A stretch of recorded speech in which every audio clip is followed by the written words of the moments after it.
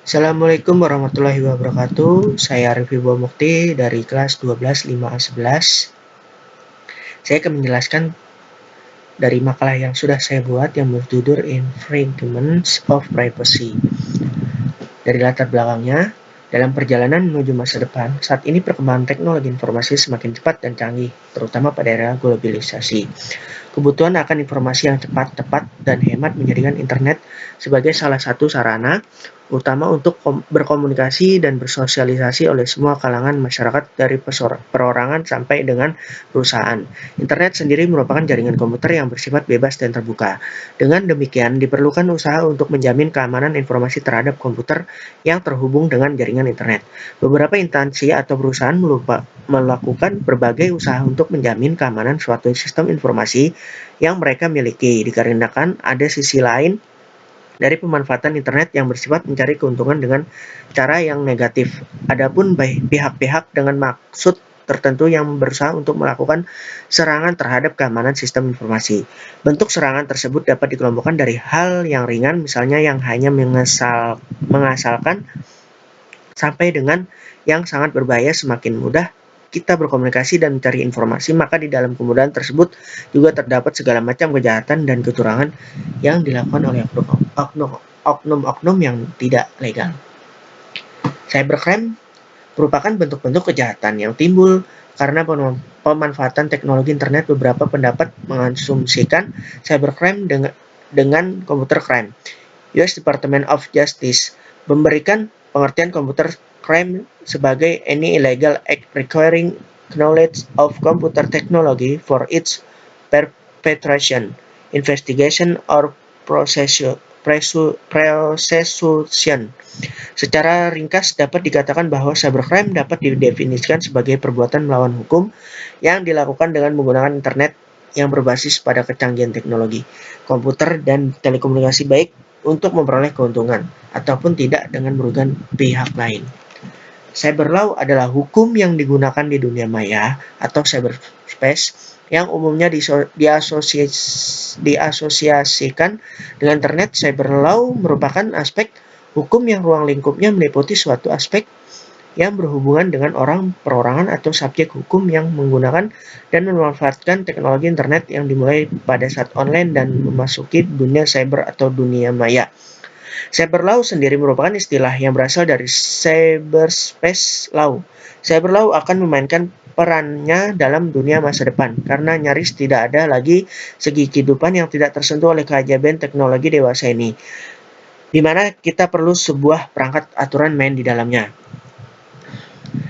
Infringements of privacy adalah merupakan kejahatan yang ditujukan pada informasi seseorang yang merupakan hal sangat pribadi dan rahasia. Kejahatan ini biasanya ditunjukkan terhadap keterangan seseorang pada formulir data pribadi yang tersimpan secara komputerisasi, yang apabila diketahui oleh orang lain dapat merugikan korbannya secara material maupun imaterial. Motifnya, kejahatan ini ditujukan terhadap informasi seseorang yang merupakan hal yang sangat pribadi dan rahasia. Kejahatan ini biasanya ditujukan terhadap keterangan pribadi seseorang yang tersimpan pada formulir data pribadi yang tersimpan secara komputerized, yang apabila diketahui oleh orang lain maka dapat merugikan korban secara material maupun imaterial seperti nomor kartu kredit, nomor PIN ATM, cacat atau penyakit tersembunyi, dan sebagainya. Faktor penyebabnya yang pertama ada kesadaran hukum. Masyarakat Indonesia sampai saat ini dalam merespon aktivitas cybercrime masih dirasa kurang hal. Ini disebabkan antara lain kurangnya pemahaman dan pengetahuan, lack of information, masyarakat terhadap jenis kejahatan cybercrime.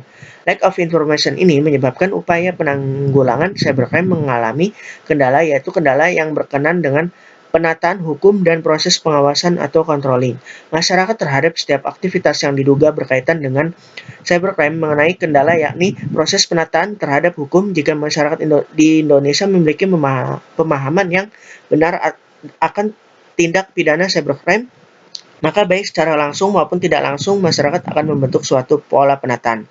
Pola penataan ini dapat berdasarkan karena ketakutan akan ancaman pidana yang dikenakan apabila melakukan perbuatan cybercrime, atau pola penataan ini tumbuh atas kesadaran mereka sendiri sebagai masyarakat hukum melalui pemahaman yang komprehensif mengenai cybercrime, menimbulkan peran masyarakat dalam upaya pengawasan. Ketika masyarakat mengalami lack of information, peran mereka akan menjadi mandul.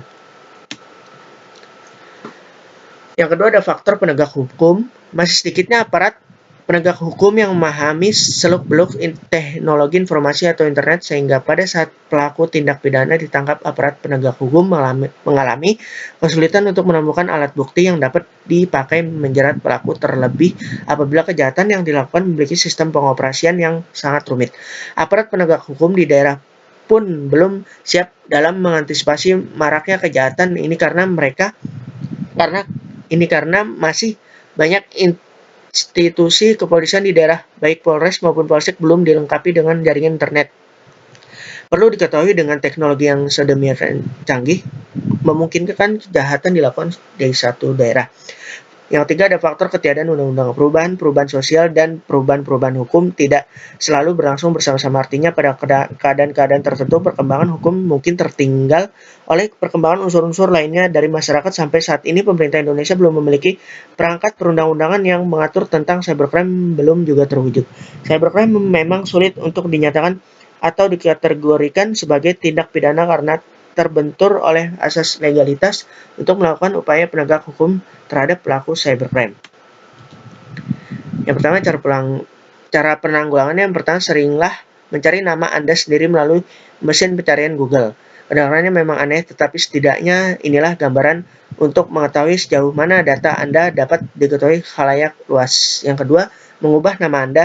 Saran ini tidak asing lagi karena sebelumnya Chief Executive Google Eric Schmidt telah mengatakannya, supaya ketika dewasa tidak dibayang-bayangi masa lalu. Yang ketiga, mengubah pengaturan privasi atau keamanan. Pahami dan gunakan fitur setting pengamanan ini seoptimal mungkin. Yang keempat, buat kata sandi sekuat mungkin ketika melakukan registrasi online. Sebaiknya lakukan kombinasi antara huruf besar dan kecil, angka dan simbol supaya tak mudah terlacak. Yang kelima, rahasiakan password yang Anda miliki, usahakan jangan sampai ada yang mengetahuinya. Yang keenam, untuk diri sendiri, perhatikan setiap orang yang men-tag foto-foto Anda. Segera saja untag foto tersebut jika Anda tidak mengenali siapa yang mengambil foto tersebut. Yang ketujuh, jangan gunakan pertanyaan mengenai tanggal lahir, alamat, nama ibu, karena pertanyaan tersebut hampir selalu digunakan sebagai pertanyaan keamanan untuk database bank dan kartu kredit. Ini memberi peluang bagi peretas untuk mencuri identitas dan mencuri uang Anda. Yang ke-8, jangan tanggapi email yang tak jelas. Apabila ada surat elektronik dari pengiriman yang belum diketahui atau dari negeri antah berantah, perlu ditanggapi. Kalau perlu jangan dibuka karena bisa saja email itu membawa virus. Yang ke-9, selalu logout. Selalu ingat untuk keluar dari akun Anda, khususnya jika menggunakan komputer fasilitas umum. Yang ke-10, Wi-Fi. Buat kata sandi untuk menggunakan Wi-Fi. Jika tidak, mungkin saja Anda penyusup yang masuk ke jaringan Anda. Yang ke-11, menggunakan aplikasi Privacy Policy pada komputer untuk blok N. Contoh kasusnya, yang pertama melakukan penyadapan informasi, seperti halnya menyadap transmisi data orang lain. Yang kedua, melakukan pengadaan tanpa izin pihak yang berwenang. Yang ketiga, melakukan pembobolan secara sengaja ke dalam sistem komputer. Yang keempat, memanipulasi, mengubah, atau menghilangkan informasi yang sebenarnya. Yang kelima, sabotage dan extortion merupakan jenis kejahatan yang dilakukan dengan membuat gangguan, perusakan, atau penghancuran terhadap suatu data, program komputer, atau sistem jaringan komputer yang terhubung dengan internet. Yang keenam, Google telah didenda 22,5 juta dolar Amerika karena melanggar privasi jutaan orang yang menggunakan web browser milik Apple, Safari. Kesimpulannya, perkembangan teknologi informasi dan khususnya juga internet ternyata tak hanya mengubah cara bagaimana seseorang berkomunikasi, mengelola data dan informasi, melainkan lebih jauh dari itu. Banyak kegiatan bisnis yang sebelumnya tak terpikirkan kini dapat dilakukan dengan mudah dan cepat. Banyak kegiatan lainnya yang dilakukan hanya dalam lingkup terbatas kini dapat dilakukan dalam cakupan yang sangat luas, bahkan mendunia. Terkait dengan semua perkembangan tersebut, yang juga harus menjadi perhatian adalah bagaimana hal-hal tersebut, misalnya dalam kepastian dan keabsahan transaksi, keamanan komunikasi data pribadi dan informasi dan semua yang terkait dengan kegiatan bisnis atau kegiatan berinternet dapat terlindungi dengan baik dan adanya kepastian hukum. Terima kasih, sekian dari saya. Wassalamualaikum warahmatullahi wabarakatuh.